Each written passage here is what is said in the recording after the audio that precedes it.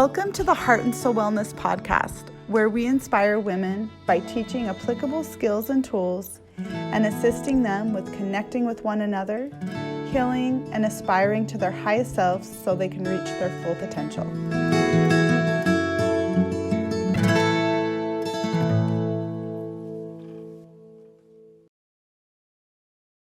It's an honor to be with you. Thank you so much for joining us. I'm just so honored to have Yami with us. She is incredible and she has an incredible story to share.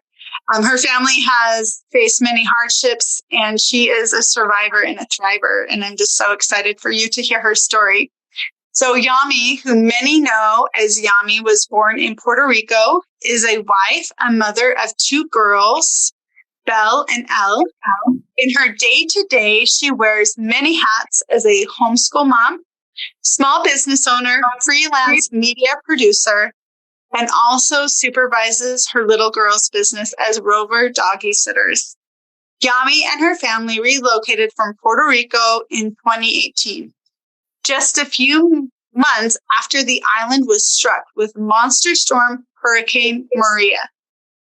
Surviving through a Category 4 hurricane and suffering the aftermath of months without power, running water, lack of food, and rebuilding, Yami and her family saw the move to Utah as an opportunity that God was giving them. Ever since their arrival to Utah, Yami and her family have made it a commitment to make of Utah their new and second home.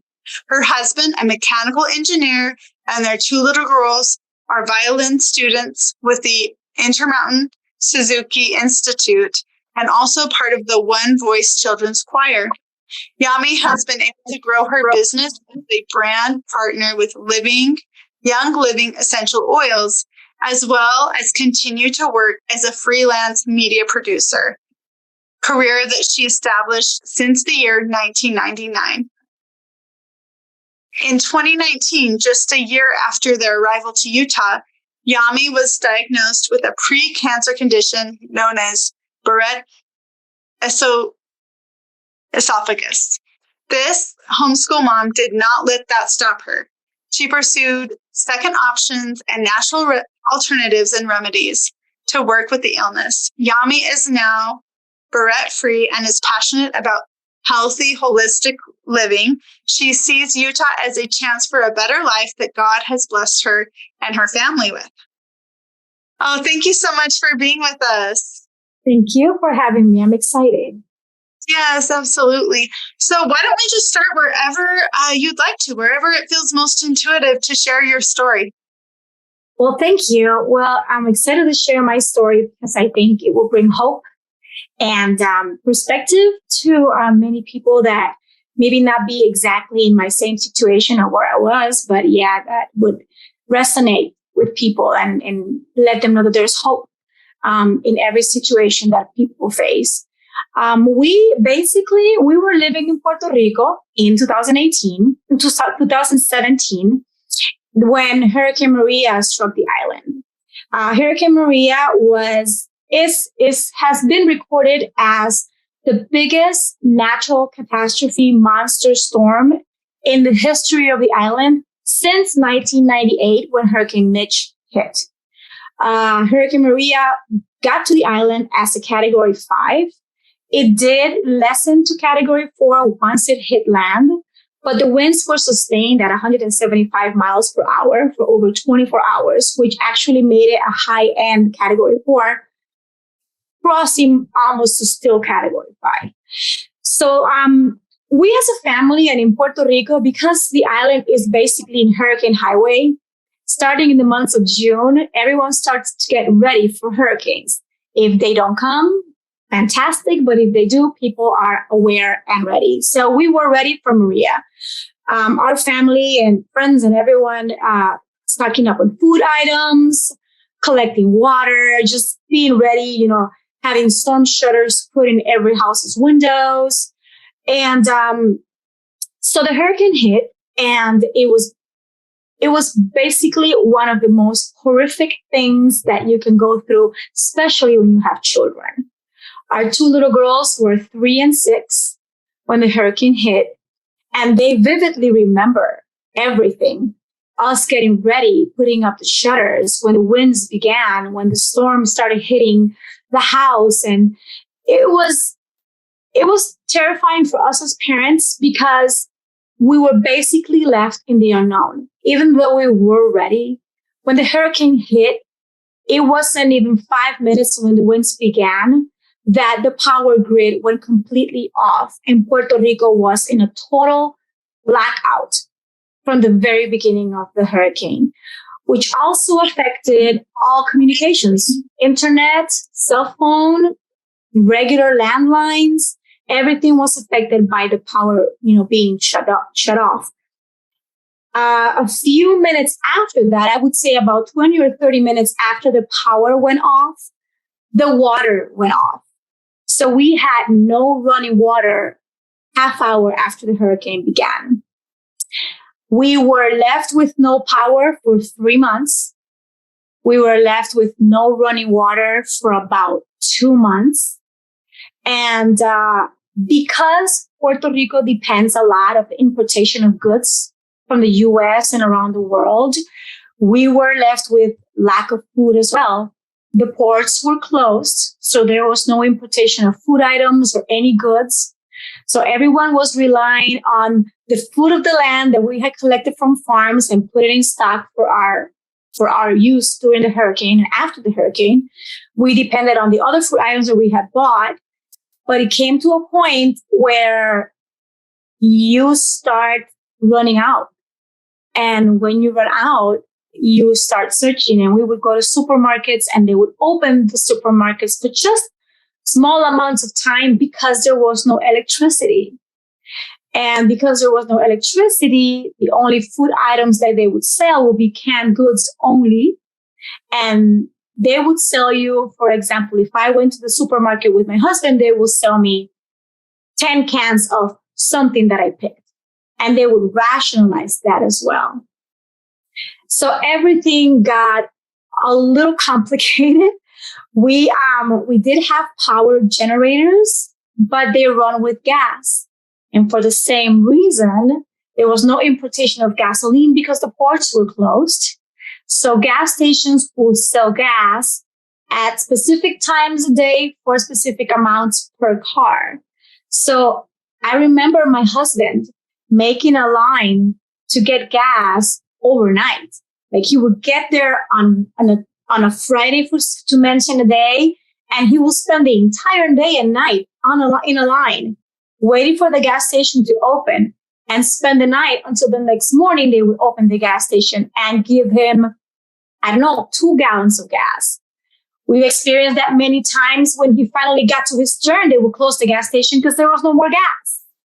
So we had to walk away with no gas. So it was just one thing after the other. We experienced collecting water from rivers, collecting rainwater to flush our toilets or to maybe do the dishes. And we had stocked up on water, but we needed more because it lasted longer than we expected. Then it came to a point that getting water from a river wasn't an option because there was so much dead cattle and so much just the water was not healthy water and there was dead cattle everywhere. So they closed the rivers and no one had access to getting water because, there was going to be the health issue that we were facing as well. So it got to a point of desperation of not knowing what to do. My children recall the hurricane as monsters trying to get into our house. They basically, and I can see it that way because when the wind would hit the windows, it would be like claws, like a big claw of something was trying to get into the house. So it was an experience that I hope no family has to go through, especially with children. We were left in the dark. We were left with no water. We were left with lack of food. And no matter how ready we were, it was just longer than was expected. The infrastructure in Puerto Rico had over $96 billion in losses. and we had to reconstruct again. When the hurricane was finally done, and I'm going back and forth as I remember things, but the hurricane lasted over 24 hours. And right when it stopped, I remember telling my parents, who live at a different town from where I live, they live about 30 minutes away, driving distance. I remember telling them, if the highway and the streets are closed, we're just going to walk towards each other, no matter how long it takes us. So that's exactly what we did. When the hurricane finished, everything was done, we opened the door, and all we saw was destruction.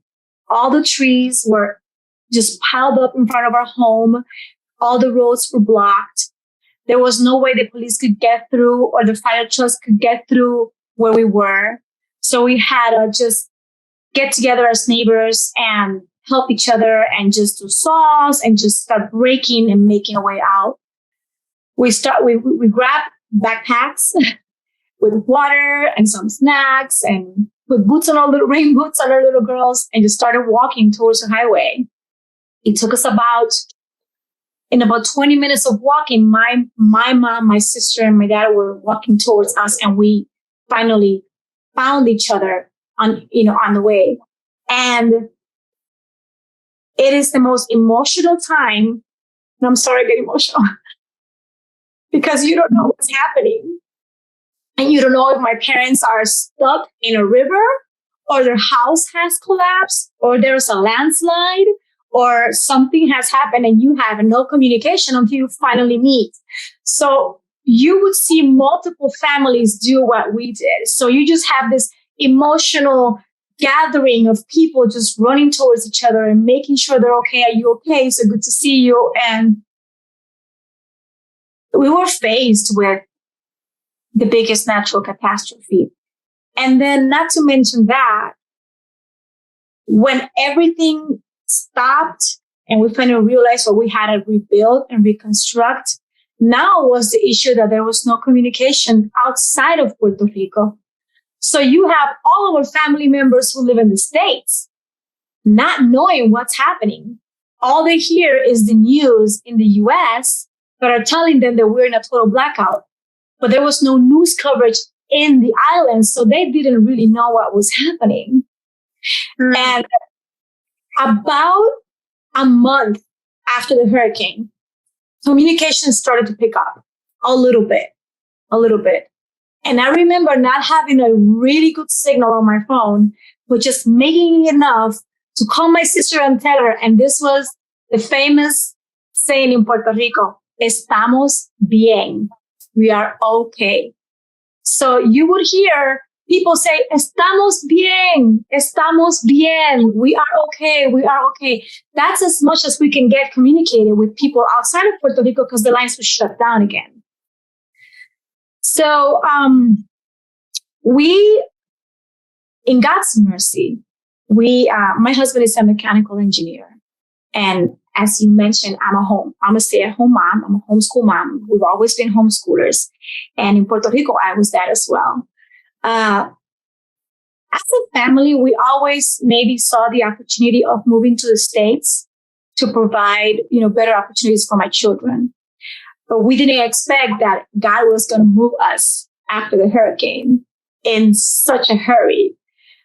The hurricane was in September. In October, after communications were more October, no, it was more like November, where communications were more established via email. My husband got a message from an engineering headhunter here in Utah, telling him that he knew about the hurricane, that he saw his resume in a platform, and that he wanted to offer him a relocation to Utah. They were looking for his expertise here. He's an aerospace engineer, so he deals with basically mechanical engineer of the aerospace industry. And so he got offered a job in his industry. And we saw it as, what is God doing? So we took the leap of faith. And in February, after everything was established, the relocation and all the process was established, in February 2018, 5 months after the hurricane, we relocated to Utah. We had no friends, no family. We had never been to Utah before. So it was totally a leap of faith. But because I am a homeschool mom, we just said we're just going to continue to do what we do, but somewhere else. I speak the language. My husband speaks the language because he's also a Coast Guard. And he served as a Coast Guard. And my girls also speak the English language. So to us, it was going to be more of going somewhere else. And we did. And we have been blessed with Utah. We have been blessed with a beautiful church community. We've been blessed with new friends that are like family now. We've been blessed with a thriving business that now I can actually be the eyes of my clients in Puerto Rico as a brand partner to Young Living Essential Oils. I'm here. I can go to the farm. I can go to the distillery and be their eyes in a product that they love. So that God has also done that. My little girls, they're musicians and they're involved in music and choir and violin. And it's been a blessing all around. And even though I do, and we all do, miss our family and our friends back home, we know that God brought us here for a reason. And he has proven to be, there, and his grace and his mercy for us all the way through. We are basically, like you said, survivors from a monster storm. And there was a lot of loss of life in Puerto Rico. We have been blessed that wasn't us or our family, but we have unfortunate news of other people that have lost a lot more than we did, and we lost a lot. And one of the other blessings that we've received is that I was when I was in Utah, a year after being here, I was diagnosed with what is called Barrett esophagus, which is a precancer condition in my esophagus. Something that I had experienced symptoms, but in Puerto Rico, I was never diagnosed with it. When I was diagnosed here, I saw it as another opportunity at life. Instead of thinking, well, I'm going to get sick and now I won't be able to do the things I love because now I have this condition, I turned it around and saw the silver lining. And I said, well, I am going to make the best out of this and going the natural route, the holistic route, being supervised by an excellent specialist with my condition. From my condition, after a year of being diagnosed and going the natural route, he certified that I no longer had the Barrett esophagus. So God has performed many miracles in our lives. And we believe that Utah is one of those. And we're extremely grateful. It's beautiful. You are such a survivor. Oh, how long after being in Utah were you diagnosed with Barrett's? A year after. We got here in 2018. So 2019, I was diagnosed with Barrett esophagus. Yeah. Do you know how many people died in Puerto Rico after the hurricane? A little less than 4,000 that have been certified as loss of life.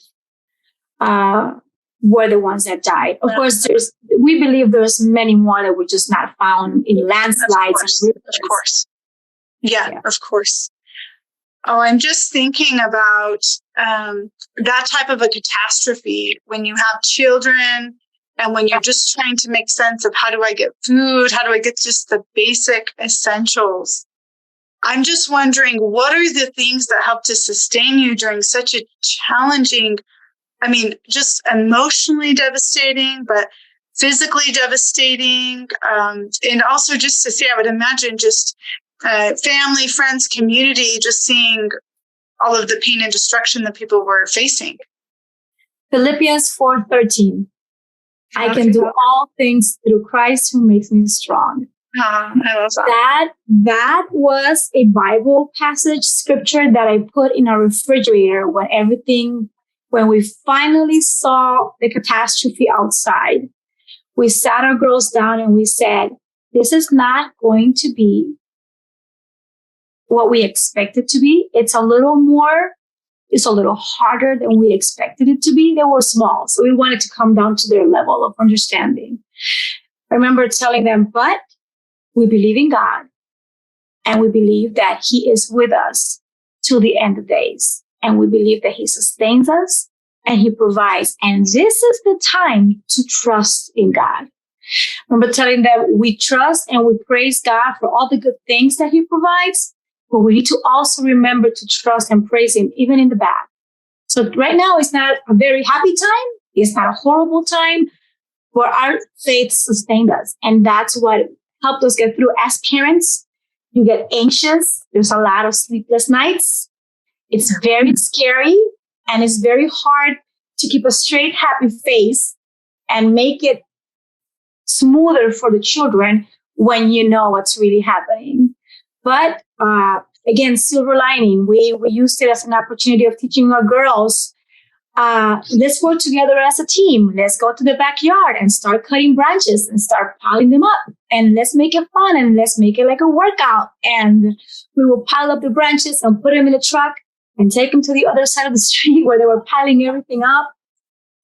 My girls, even I learned this, learn how to wash by hand. So we would go to the river and take the clothes and it's called, in Puerto Rico, they call it lajas. Lajas is a special type of rock that is a smooth rock where you can actually wash your clothes there. And it's super clean. So my girls learned something from our past when I was a little girl, when my mom was a little girl. So we saw it as a learning opportunity, and for them it was fun. They're like, oh, let's go and wash the clothes in the lajas. So they learned how to, make tea without having to boil the water. They learned. So we used it as a learning opportunity. So a hard thing, we try to make it into a good thing. But mainly, we know that God sustained us, our faith. Yeah, it sounds like you used the opportunity to increase like your independence and self-reliance and teach that to your children. That's awesome. I'm curious about, as a parent, what helped you to surrender to this experience? We know that when we're going through grief, like we sometimes go through denial and bargaining, then we're angry, we go through sadness. And eventually we get to acceptance or surrender, as some people like to call it. What helped you during this process to just surrender to the things you had no control over? Just knowing that it sounds like each moment, each day, you were literally living moment by moment. Yeah, I think we are family. Family is something that really brings you in and ties things together. I think that I'm the oldest of 6 children. So our family, my parents, my husband's family, we were such a great support system. Our community, our neighbors, we became even closer than we were. And we were there for each other. And I remember exchanging food. I remember me saying, I have enough oranges, and for this amount, I have some extra. We started doing, we were trading and helping each other. So people would just share food and share items, and just this beautiful sense of community and family support that even though we were going through such a hard time, we knew that we had each other's back. So it did help us surrender to the situation is very hard. There's a lot of unknown things still happening, but we have each other. So Puerto Rico is known as a very strong family knit. Their family and community is very, very close in Puerto Rico. And we literally experienced that, especially during the hurricane. Oh, yeah. Yeah, I bet everyone came together to support each other, helping each other to get through it. Mm-hmm. That's beautiful. Now, looking back on your experience and what your family experienced and what you experienced, first we'll talk about the hurricane, but then I wanted to ask you more about your diagnosis. What are some things now looking back that you learned from that experience? from the hurricane experience. There's so much. Yeah. Or, you know what? We are stronger than we think we are. You know, we are put in the predicament of having to solve something. There's so much power in you, and there's so much strength in people, and you go into survival mode. So when you go into survival mode, you have this adrenaline and this strength in you that you know something needs to be done. Especially when you have children. It was like we wanted to protect our kids, and even though we tried, they experienced everything firsthand as we did. So I truly believe that it taught us a lesson of hope, taught us a lesson of strength. It taught us a lesson of total dependence on God's grace, because there was no medical assistance. There were no doctors available. We live in the northwest side of the island, which is harder to get to than living on the other side, which is the metropolitan area, the San Juan area. So not only lack of food, lack of water, lack of electricity, there was also lack of health services. So when you find yourself in that kind of situation and you have to make the best out of it, you find a strength in you and hope and faith that you depend on, that you really didn't think you have it until you put in that position. I love that. And it's so true, isn't it? Just in all of the situations and circumstances we find ourselves in, all different types of challenges, hardships, catastrophes, that we truly do find our strength, the resilience of our spirit. And I do think that carries us very much. It does. So tell me a little bit about your diagnosis, and similarly, like how you got through that, and what are some of the paths you found of holistic remedies that supported you? Yes, totally. So in 2019, I years before that, I've always had symptoms of in my gut. It was like gut health, and in Puerto Rico, I was always treated as if it was gastritis. But no matter what I did, and no matter what foods I changed, and no matter what medication I took, nothing changed basically. So we moved here, and a year after being in Utah in 2019, I continued to have this huge symptoms, and I thought to myself, it's not right to live in pain. Why am I having pain every single month, 2 or 3 times a month? I mean, it's not right. So we went in to see a doctor, and they did an upper GI, and they found precancer cells in my esophagus related to what is called the buried esophagus. So basically, knowing that, and knowing that everything I tried before was not working, after the diagnosis, I was, given some prescriptions for some medications that the doctor had explained that if I did not take that medication, I would be a esophageal cancer patient. I would become that. And again, medication, I believe that science is needed in many areas, and we're not anti-science or anti-medication. But if I can go the natural holistic route first and see if that works, then I'm going to give it a try. And working with Young Living and knowing about essential oils and knowing what the power of an oil can do to you, and knowing how healthy eating and a healthy lifestyle can literally change your health and give you a complete turnaround, I took that to heart. And after doing some research, I decided not to medicate, but to go for a second opinion. And I found this fantastic gastroenterologist who specialized in buried esophagus, who took me in as a patient and gave me his second opinion. He specializes in buried, and he's actually a professor of this kind of illness, and he teaches gastroenterologists how to deal with this type of illness. So he took me in as his patient, and he said, that Barrett esophagus is a condition that does not disappear. It actually can freeze in time and not progress to esophageal cancer, but it would never be healed from what his experience had been. He was willing to supervise my natural route and my journey for a year with the condition that if in a year my Barrett was progressing, that we would have to medicate. And I was okay with that. I was like, you know what? That's fantastic. So he did. And what I did with his supervision, always with medical supervision, was I did a complete turnaround in the way I was eating.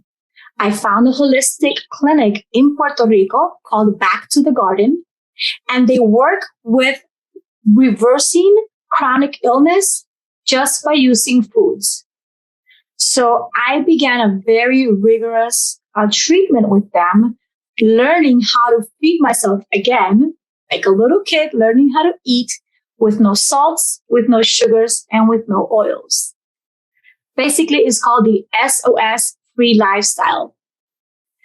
Salt, oil, sugar-free lifestyle. Not sugar-free as to eat a food that has sugar-free items in it, but as to not eat sugar at all, and no salt and no oils, and instead use herbs and vegetables and fruits to substitute sugars, oils, and salt with the natural. It was just very whole grain foods. And I did that. And on top of that, I did my research on my oils and all my essential oils that actually helped with pre-cancer and cancer and everything that had to do with gut health and gastrointestinal health. And I lowered my stress levels. Homeschooling, instead of doing a full-time homeschool, we changed it to like part-time for a while, kind of like for me to have some time to just relax and have some soothing time for myself and not be so stressed out. And going that route, a year passed and it was my time for a new upper GI. And the doctor was supposed to go into my esophagus 3 to 4 years after the first time that they go in. But because I was doing something totally different, he recommended that we went in a year after. So he did. And we did biopsies again as the first time. And to my surprise and his, he said that what I did was working so much to a level that he could no longer diagnose me as a Barrett esophagus patient. That is awesome. That is fantastic. There was a lot of prayer in this era. There was a lot of prayer. And again, trusting God and surrendering to him my illness. That was another way that I had surrendered to God what was going on, because I remember in my diagnosis, you think, well, I have precancerous cells in my esophagus. It's either it's going to progress to cancer and I have to deal with that and get my children ready for whatever's going to happen next, or God decides to change this and make it better, to be a testimony of what he can do. You know what I mean? And in his mercy and in his will, I surrender that. And I say, God, it's all you. It's not me. I am not going to play God. You are who you are. And that's what your word says. And I am willing to accept whatever it is you have for me in this illness. And when I did that, after crying and crying and crying, don't take me wrong, I cried a lot. But after doing that, I felt relief and I felt this release of this worry, and I was no longer worried. It was like God empowered me to go and do what I did and look for a second opinion and look for a natural route. And then a year after that, I was no longer a Barrett esophagus patient and my precancer cells were gone. My whole esophagus, if you look at my picture from my biopsies, my whole esophagus looks like it had never happened, like nothing had ever happened. It was a whole reconstruction of my esophagus. And the doctor had to certify that I was no longer a precancer patient.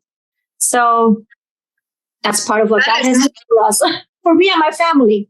That is absolutely incredible. Thank you so much for sharing that. Such a story of hope and The fact that you are able to overcome that through natural remedies just speaks to the value in what we're eating. And Heart and Soul Wellness Week, that's everything that we're about, is holistic alternatives to mental health and also physical health, because they all work together, our mind, body, and spirit. Thank you so much. Exactly. Thank you. Is there anything, just in closing, is there anything else you'd like to tell our listeners? Anything that you want to share about, whether that's hope or kind of what you learned, anything like that?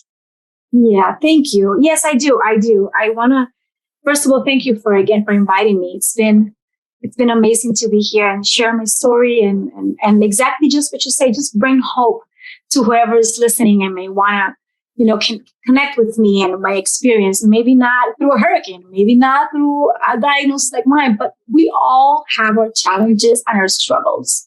We're not exempt from struggles in this world, right? But I want to send a message of hope and the belief that there is a living God, and that when we put our hope and trust in Him, He is willing to keep His promise. The Bible says that He will keep His promise to the end of the days. And that is exactly what I experienced. And maybe things look a little different for everyone, right? Like we want to be healed. We're excited to go away. We want a better this or a better of that. But God's will is not our will. It's what He has in store for us.